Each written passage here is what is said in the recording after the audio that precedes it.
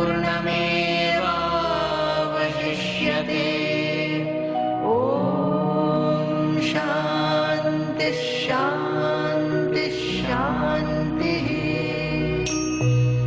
My mind will expand, good qualities will expand my mind. These are the elements of Vairagya that loosen wherever the mind is clinging to. Either it is like or dislike, negative or positive clinging. It has a tendency to always, that is called the Sangha, Sangha, Sangha.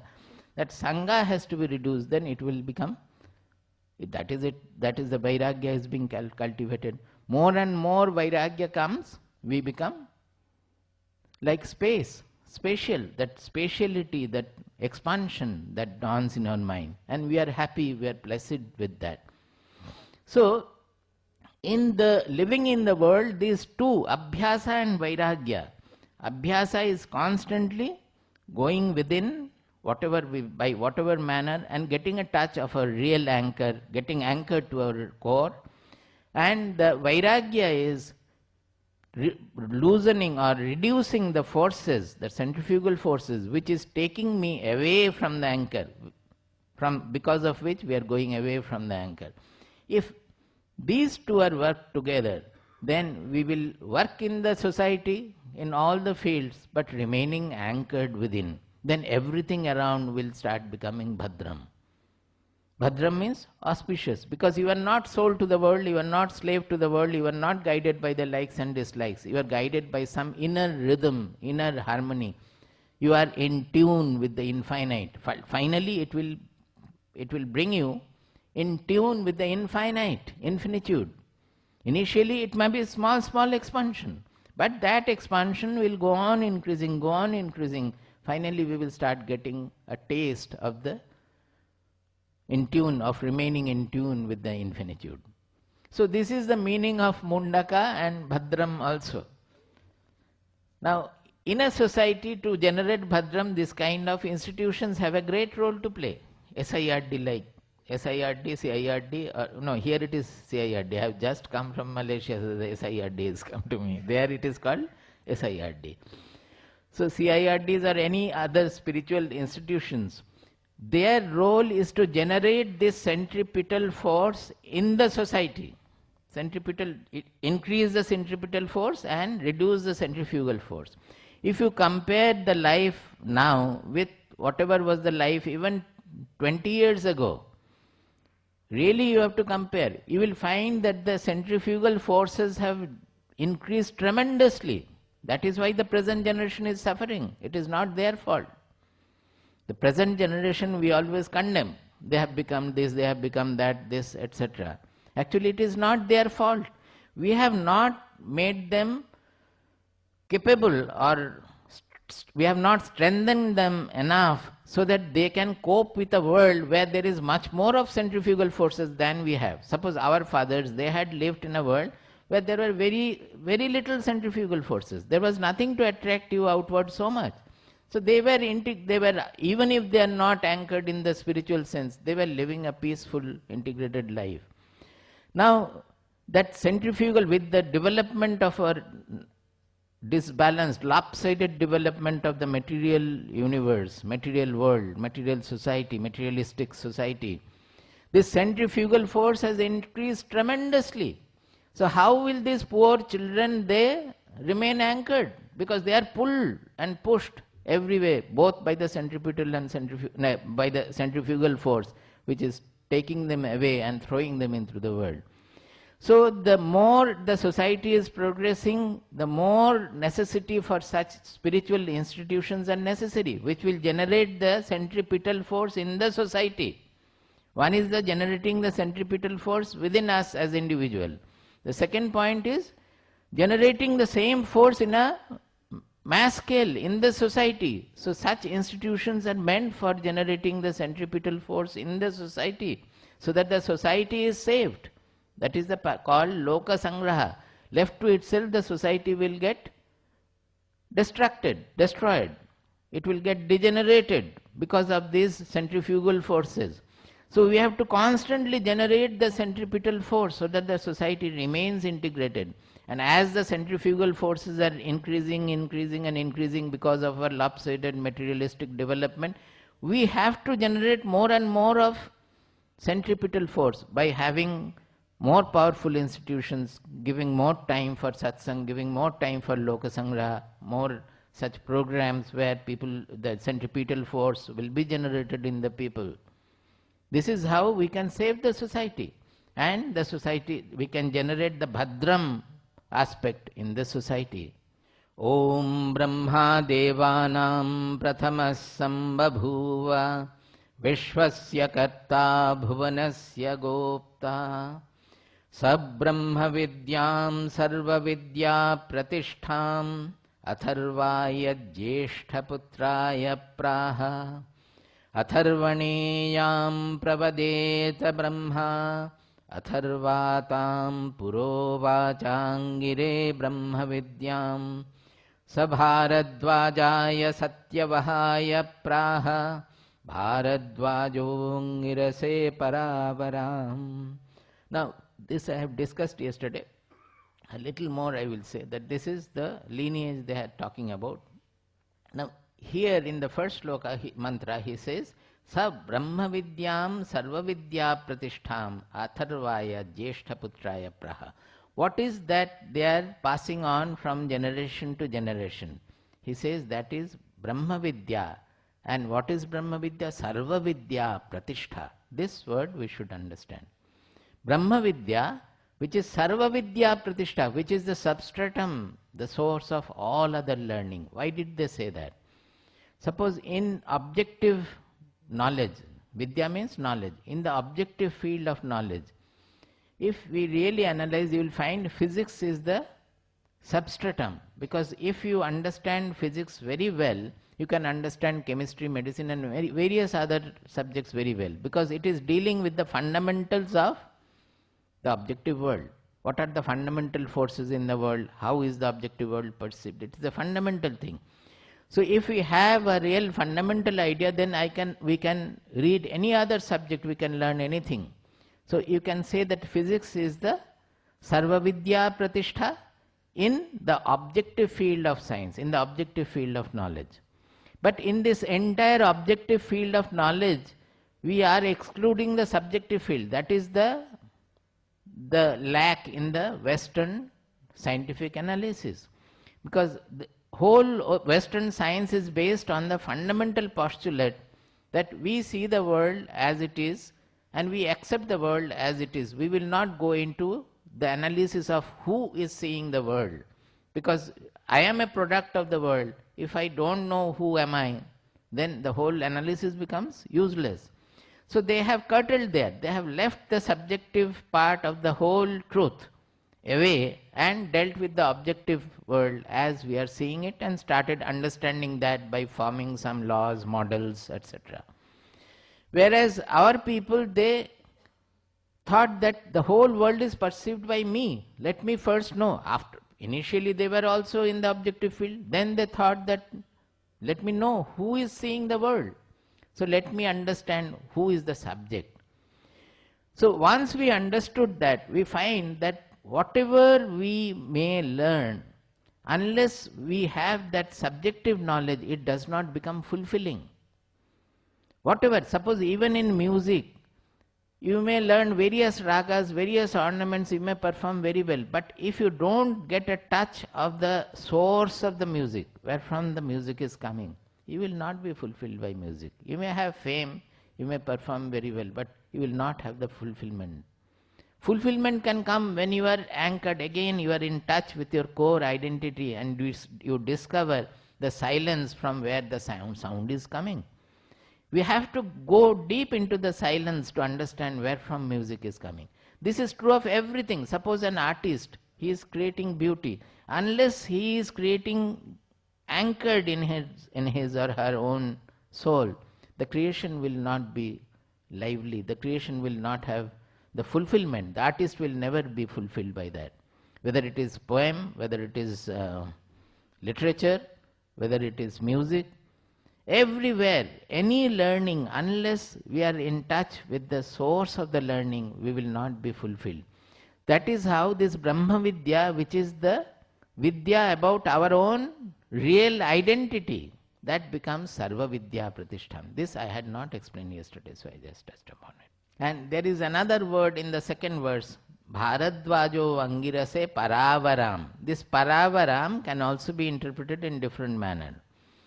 This one interpretation is Paravaram means it came from the higher to the lower. That means the Guru to the Shishya. Another is that which is supreme amongst the inferior knowledges.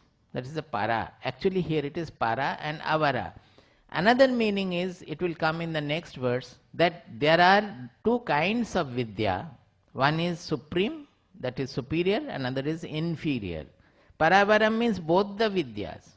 Not only the supreme, but they taught, they passed on the other Vidyas also. The significance of this we will understand in the next few verses.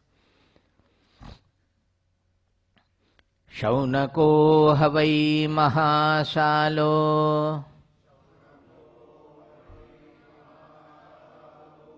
angirasam vidhivadupasannah papracha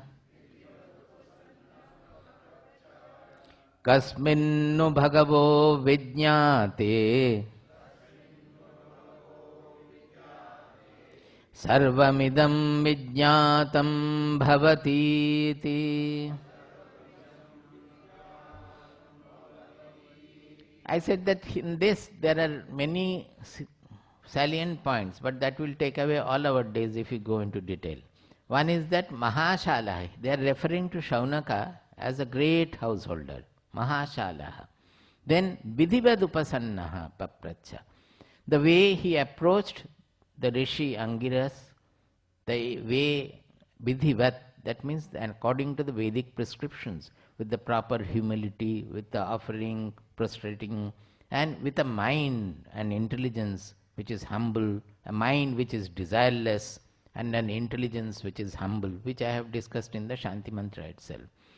That is the proper way a real disciple should approach the Guru. Now that he had approached in the proper way and being a great householder, that Upanishad does not go into the fitness of the Shishya here anymore.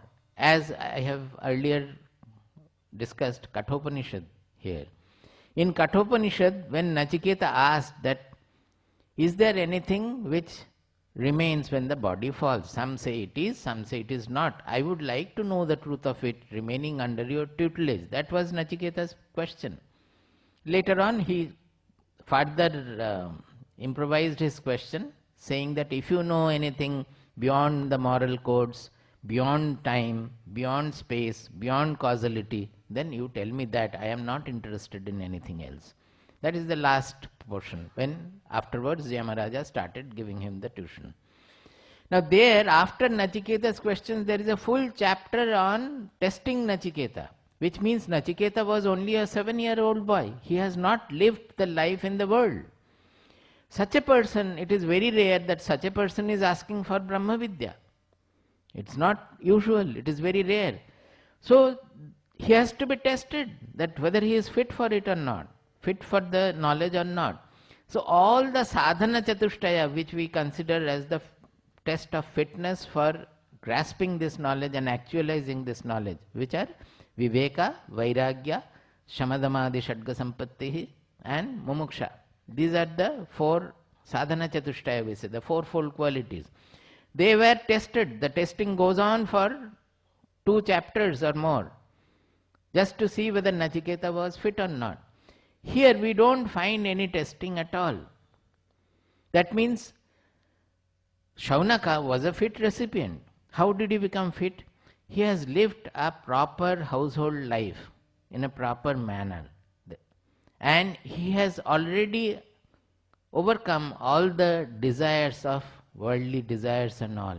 And he has no other enquiry. When we go to a saint, we often go with so many desires that let my son get a good job, or somebody is sick in the house, let him become all right, or some trouble is going on in the home, or I have lost some money. So many people come with so many. There is nothing wrong. You come to the saint with all that.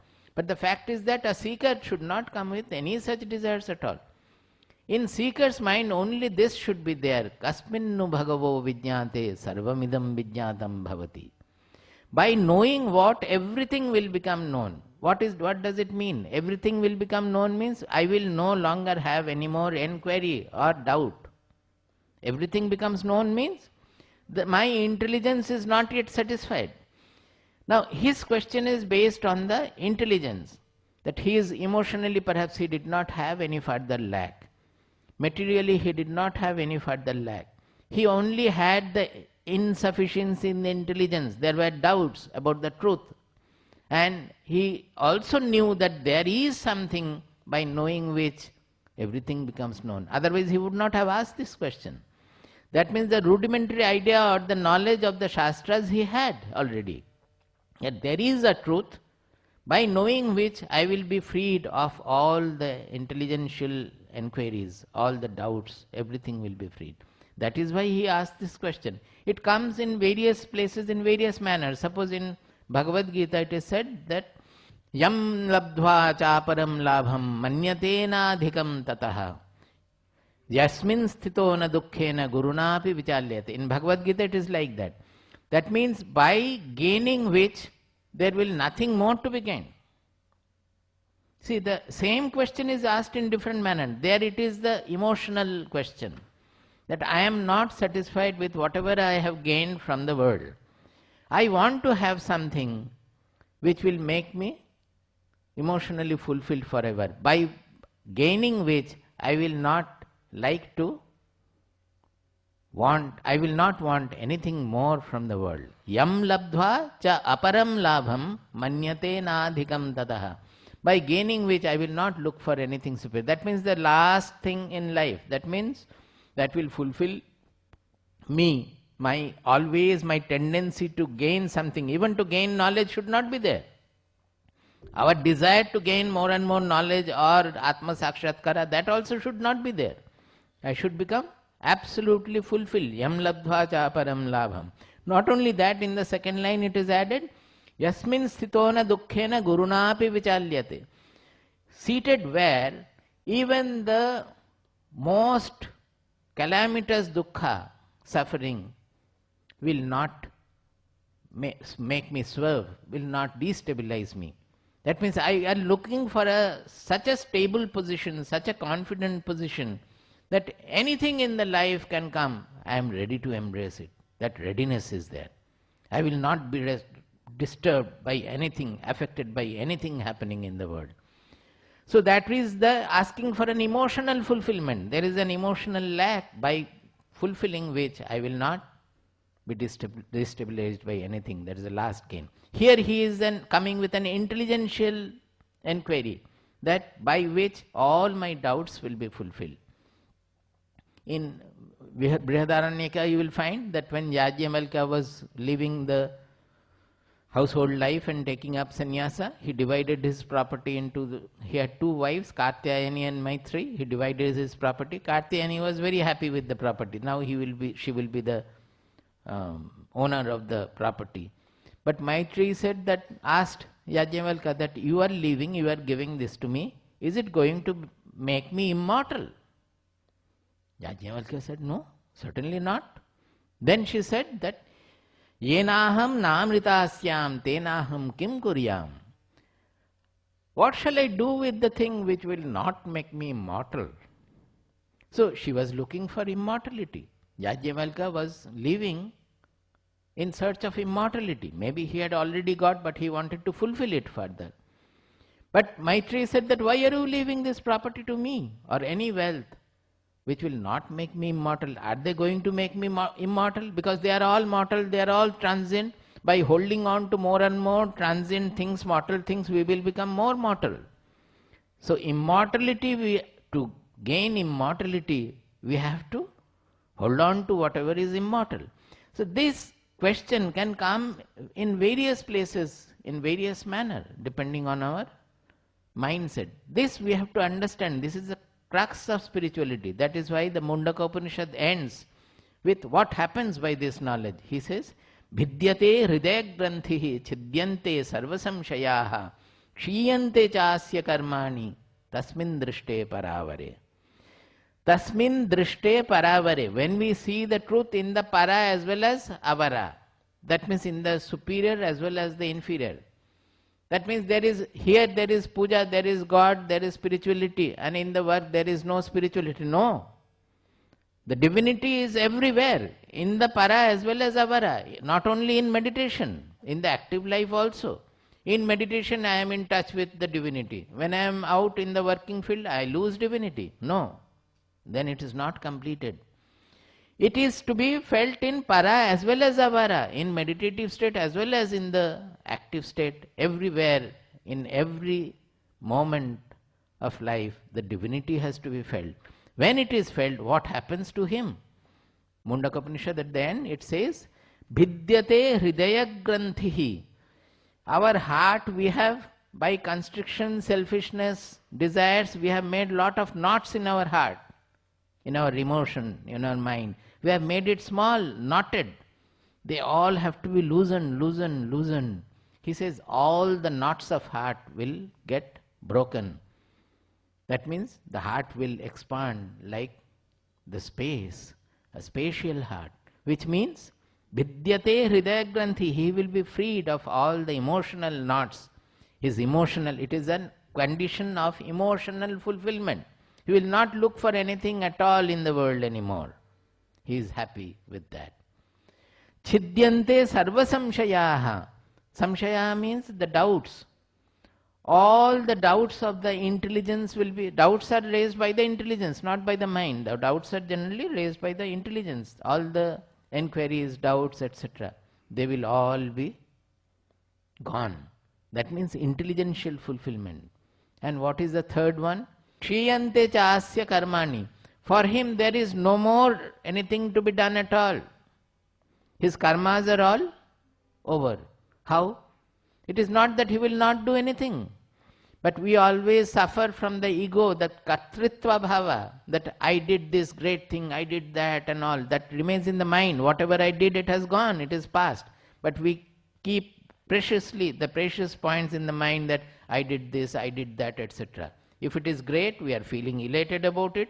If it is something sinful, we feel depressed about it. Oh, I did this, oh, I did that.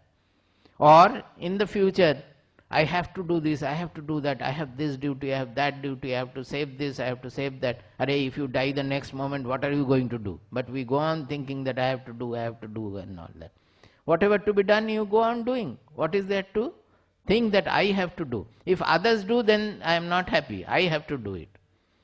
If somebody is giving food, if there are two cooks in the family, if one cook satisfies the people, the other cook is not happy. He has to be satisfied by my cooking, not by her cooking. Is it not so?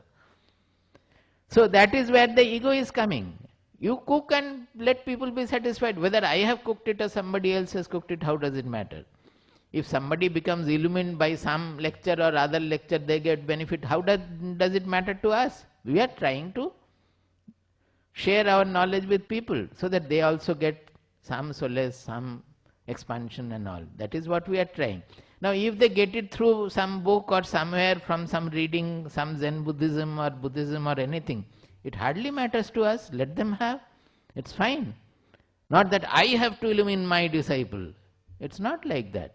A real guru will say that I have given you whatever I wanted to, whatever I could give you. You go on with your sadhana. If you don't get fulfillment, somebody from somewhere else will come and lead you further.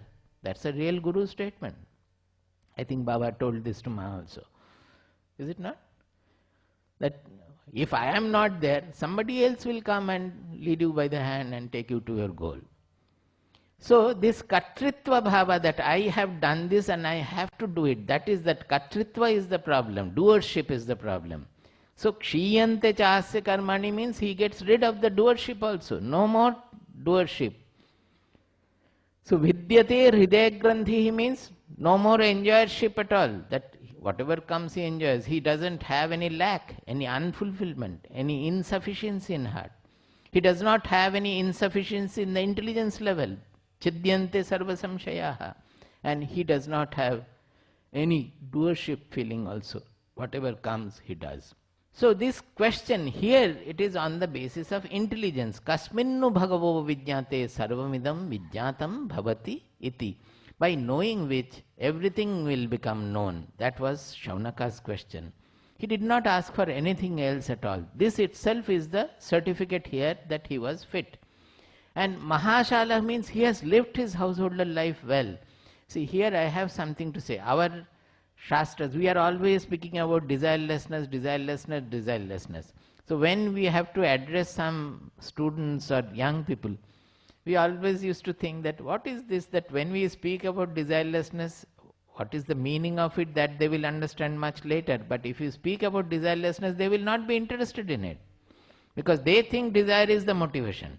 Finally, when we understand that desire is actually redundant and that is actually a hindrance, then you can become desireless. But until you understand you have so many desires.